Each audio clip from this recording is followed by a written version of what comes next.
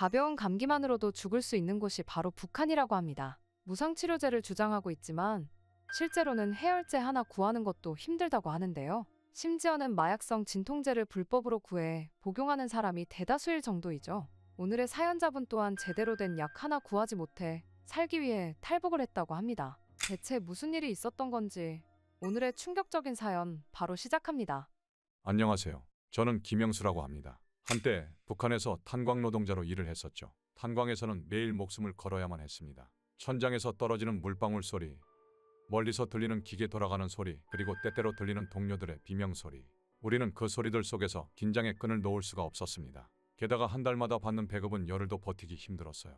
아내가 장마당에서 강냉이와 감자를 팔며 부족한 식량을 채우려 했지만 그마저도 쉽지 않았습니다. 딸아이가 학교에서 배가 고프다고 할 때면 탄광에서 받은 석탄 한 덩이를 몰래 빼돌려 장마당에서 팔아 국수라도 사다 끓여줘야 할 정도였으니까요.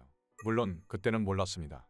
이보다 더한 지옥이 앞으로 펼쳐지게 될 거라는 사실을 말이죠. 우리 가족에게 청천벽력 같은 소식이 들려왔어요. 아내가 탄광 근처 장마당에서 장사를 하다가 보안원들의 단속을 피하면서 큰 사고를 당하게 된 겁니다. 무거운 짐을 안고 도망치다 돌부리에 걸려 넘어지면서 눈을 심하게 다치고 말았죠. 처음에는 단순한 부상인 줄 알았지만 시간이 지날수록 아내의 시력은 점점 나빠지기 시작했습니다. 여보, 눈이 잘 안 보여요. 앞이 점점 더 흐릿해져요. 딸아이 얼굴도 잘 안 보여. 아내의 떨리는 목소리를 들은 순간 온몸에 전율이 흘렀어요. 제 인생의 전부인 아내가 시력을 잃는다니. 저는 곧바로 아내의 손을 잡고 진료소로 향했습니다. 아내의 눈만은 꼭 고쳐야 한다는 일념뿐이었죠. 하지만 진료소 문을 열자마자 저는 충격을 받고 말았습니다. 곰팡이 냄새가 코를 찔렀고 의자 위에는 몇몇 환자들이 초췌한 모습으로 앉아 있었죠. 진료소 벽지는 군데군데 찢어져 있었고 천장에서는 빗물이 새는지 녹슨 양동이가 놓여 있었어요. 접수대에서는 나이 지긋한 여자 한 명이 무표정한 얼굴로 앉아 있었습니다. 진료비는 옥수수 10kg이나 그와 같은 현금입니다. 이게 그 여자의 첫마디였죠. 저는 속으로 한숨을 쉬며 미리 준비해 온 돈을 건넸습니다. 한 달치 월급과 맞먹는 돈이었어요. 그렇게 2시간을 기다린 끝에 겨우 진료실에 들어갈 수 있었습니다. 의사는 40살 정도로 보이는 남자였는데 군데군데 누렇게 변색된 하얀 가운을 입고 있었어요. 어디가 아파서 왔습니까? 의사는 고개도 들지 않고 물었습니다. 저는 아내의 상황을 자세히 설명했어요.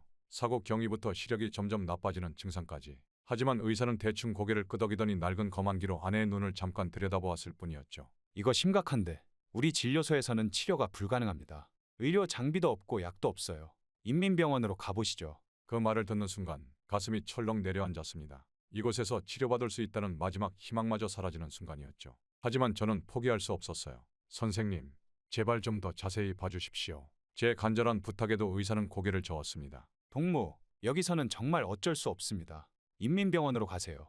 여기 있는 시간이 아까울 것 같으니. 인민병원은 우리 집에서 40리나 떨어져 있었습니다. 아내의 상태는 점점 나빠지고 있었고 걸어서 가기엔 너무 먼 거리였죠. 결국 저는 비상금을 털어 트럭 한 대를 빌렸어요. 삐걱거리는 트럭 뒷칸에 아내를 태우고 인민병원으로 향했습니다. 가는 길은 험했어요. 포장되지 않은 길을 달리는 동안 트럭은 심하게 흔들렸고 아내는 고통스러워했습니다. 중간에 2번이나 트럭이 지늘게 빠져 모든 승객이 내려서 밀어야 했죠. 그렇게 4시간을 달려 마침내 인민병원에 도착했습니다. 인민병원은 진료소보다는 규모가 컸지만 시설은 크게 다르지 않았어요.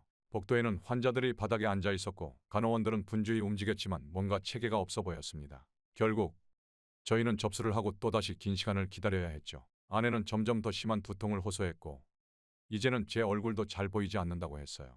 저는 속으로 이를 갈며 기다렸습니다. 마침내 의사를 만났을 때 저는 모든 희망을 걸고 아내의 상태를 설명했어요.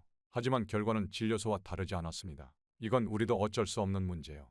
필요한 의료 장비가 없어. 약도 없고 중앙병원으로 가보시오. 여기서는 치료가 불가능하오. 그 순간 저는 울컥하는 분노를 느꼈습니다. 의사 선생님, 그럼 우리더러 어쩌라는 겁니까? 중앙병원은 평양에 있지 않습니까? 저희 같은 사람이 어떻게? 의사는 잠시 동정어린 눈길로 저희를 바라보더니 작은 목소리로 말했어요. 실은 장마당에 가면 약을 구할 수 있다는 말이 돌더군요.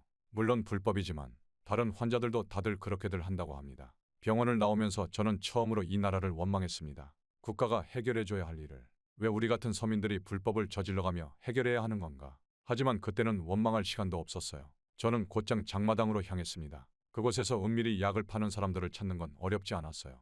마약성 진통제. 저는 그게 불법이란 걸 알면서도 고통에 시달리는 아내를 위해 선택할 수밖에 없었습니다. 이거면 통증은 조금 나아질 거예요. 약을 건네받으며 저는 쓴웃음을 지었습니다. 이게 우리나라의 현실이구나. 하지만 이 진통제로는 아내의 시력을 되돌릴 순 없었어요. 근본적인 치료가 필요했습니다. 아내의 상태는 나날이 나빠져 갔어요. 처음엔 글자가 흐릿하게 보인다더니 이제는 사람 얼굴도 구분하기 힘들어했습니다. 딸아이가 학교에서 돌아와 안기면 더듬더듬 얼굴을 만져봐야 했죠. 진통제는 잠시나마 두통을 가라앉혔지만 점점 약효도 떨어져 갔습니다. 여보, 이제는 그릇도 제대로 못 잡겠어요. 아내의 한숨 섞인 말에 저는 가슴이 찢어지는 것 같았어요.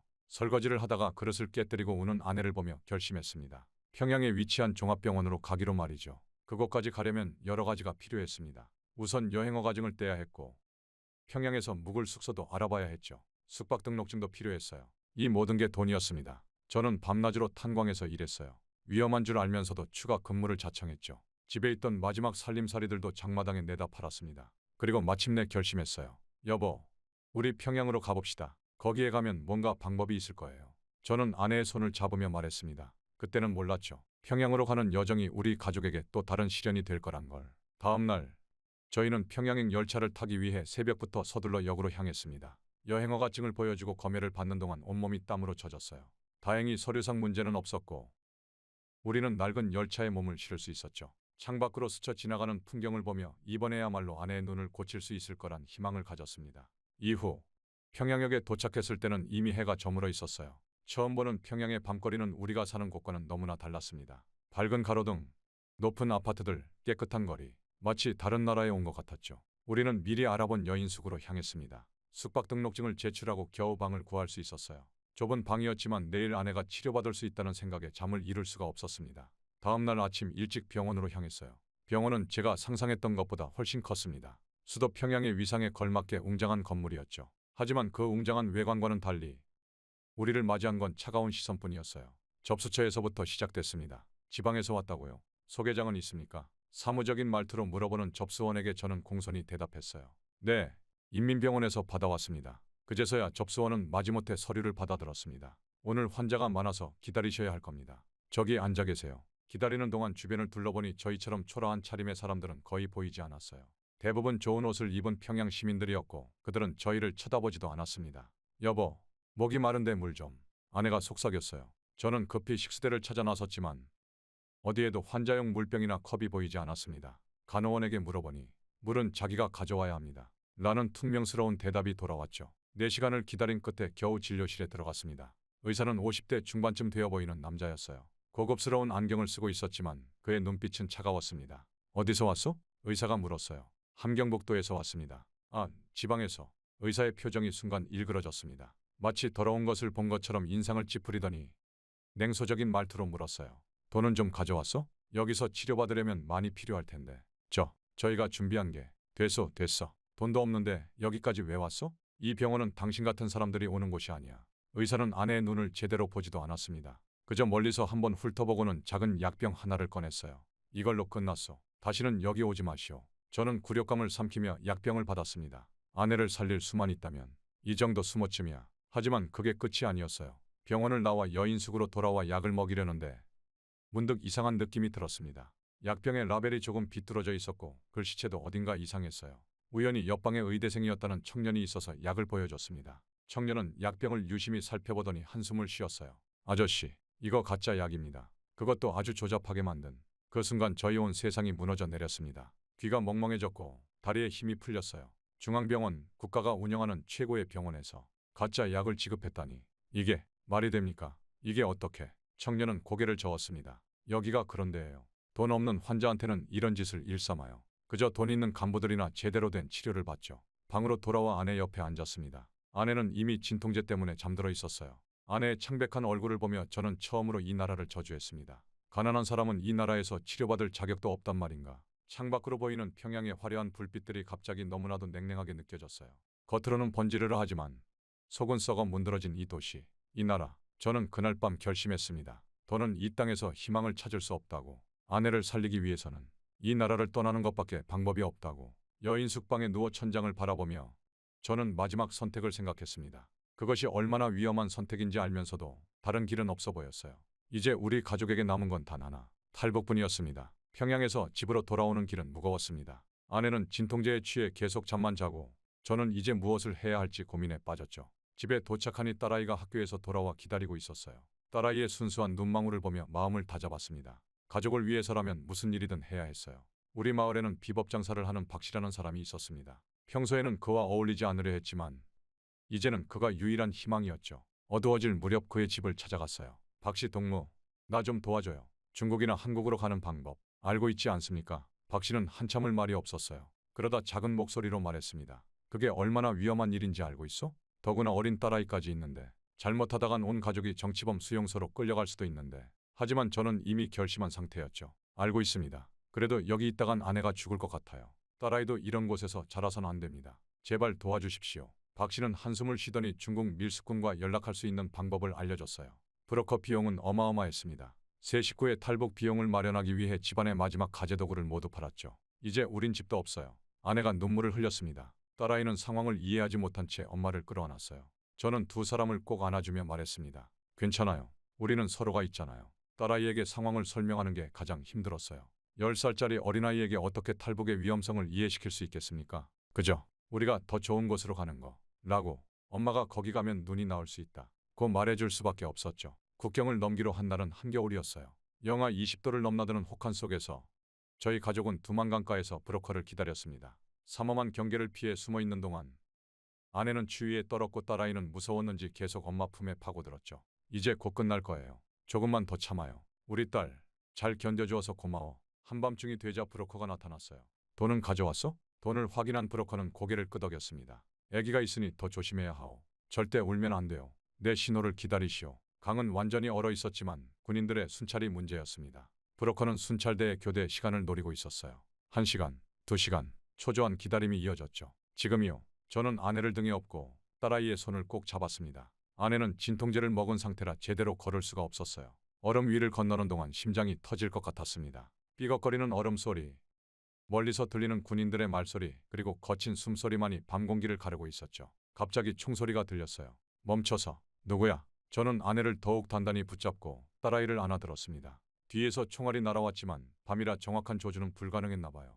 저희 가족은 가까스로 중국 쪽 강둑에 도착할 수 있었죠. 하지만 이것은 시작에 불과했습니다. 중국에서의 도피 생활은 상상했던 것보다 훨씬 더 힘들었어요. 브로커는 약속과 달리 저희를 한국으로 보내주기는커녕 오히려 다른 브로커에게 넘기려 했습니다. 이봐, 여자랑 애는 팔면 좋은 값을 받을 수 있을 거야. 저는 그 자리에서 브로커와 싸웠어요. 코피가 터지고 옷이 찢어졌지만 가족만은 지켜야 했습니다. 그 소동 중에 도망칠 기회가 생겼고 저희는 필사적으로 달아났죠. 중국 곳곳을 피해 다니다 한 교회의 도움으로 브로커를 다시 만났습니다. 이번에는 정직해 보이는 브로커였어요. 라오스를 거쳐 태국로 가야 합니다. 거기서 한국 대사관에 가면 도와줄 겁니다. 중국 남부에서 라오스로 가는 길은 정글과 산길뿐이었어요. 딸아이가 힘들어할까봐 얼마나 걱정했는지 모릅니다. 뱀이랑 거미들도 많았고 밤에는 온갖 짐승 소리가 들렸죠. 아내는 진통제가 떨어져 갈수록 고통스러워했지만 어떻게든 걸음을 옮겼습니다. 아빠, 나 무서워요. 괜찮아. 우리 딸, 조금만 더 가면 돼. 아빠가 꼭 지켜줄게.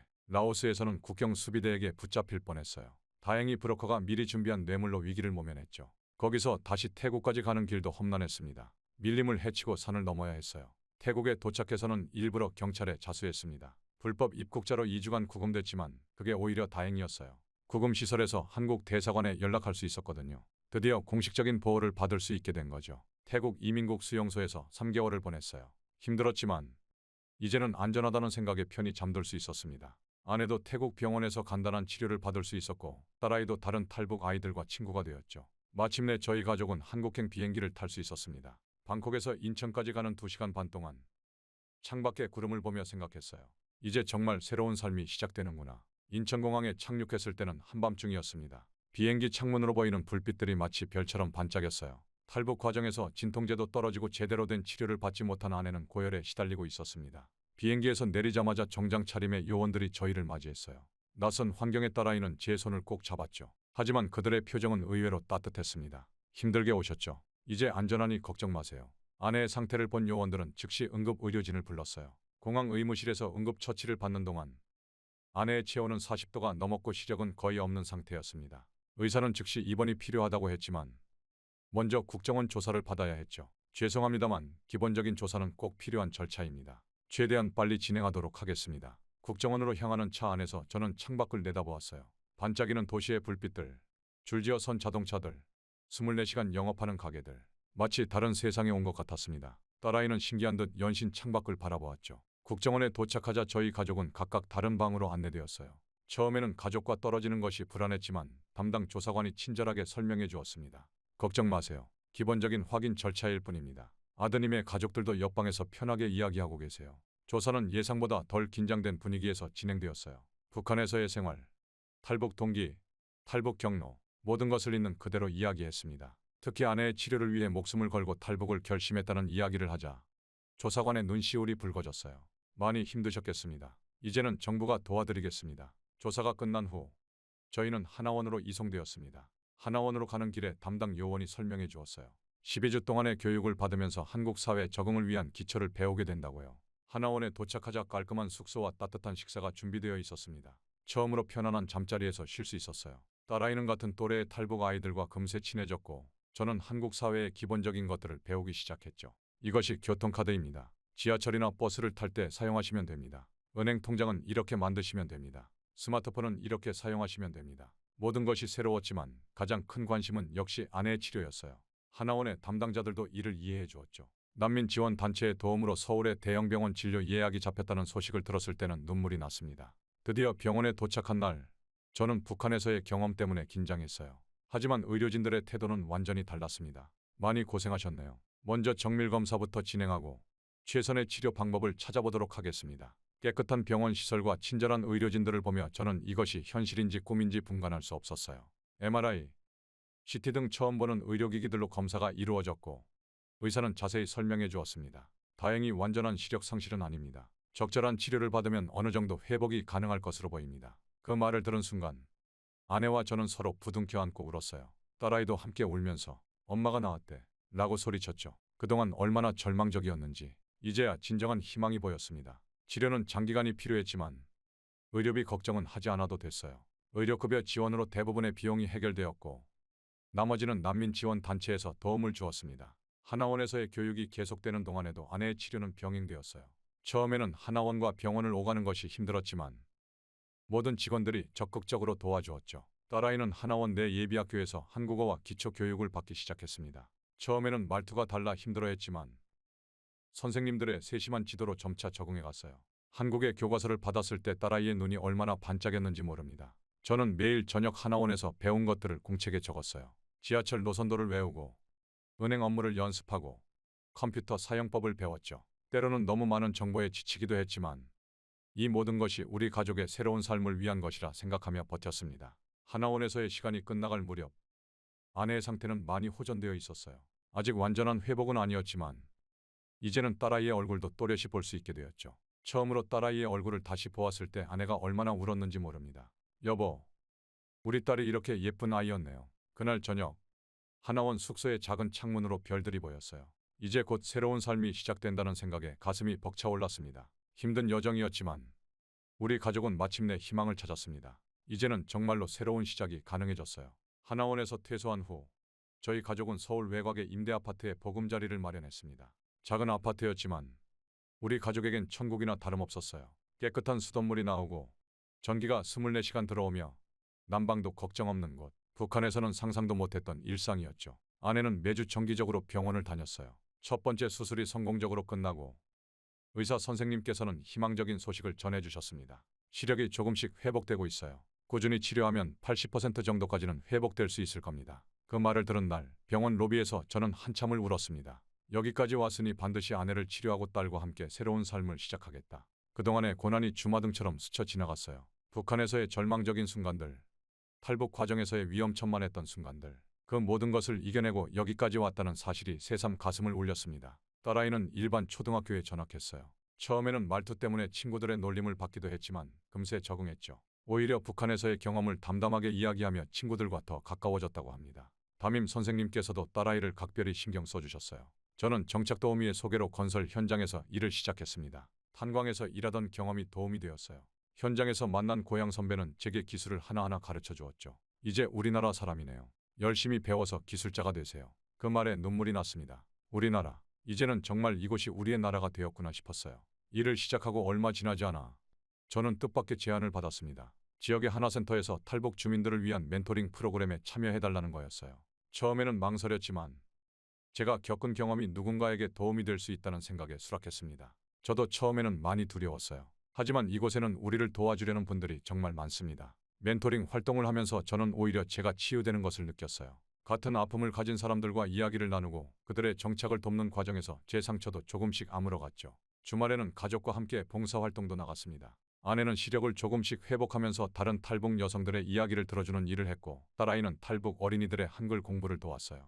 아빠, 저도 커서 선생님이 되고 싶어요. 우리처럼 어려운 사람들을 돕는 선생님이요. 딸아이의 그 말에 아내와 저는 서로를 바라보며 미소 지었습니다. 우리가 받은 도움을 이제는 다른 이들에게 나눠줄 수 있게 된 거죠. 2년이 지난 지금 아내의 시력은 많이 회복되었어요. 이제는 혼자서도 장보기를 할 수 있고 책도 읽을 수 있게 되었습니다. 저는 자격증 공부를 시작했고 건설 현장에서 반장으로 일하게 되었어요.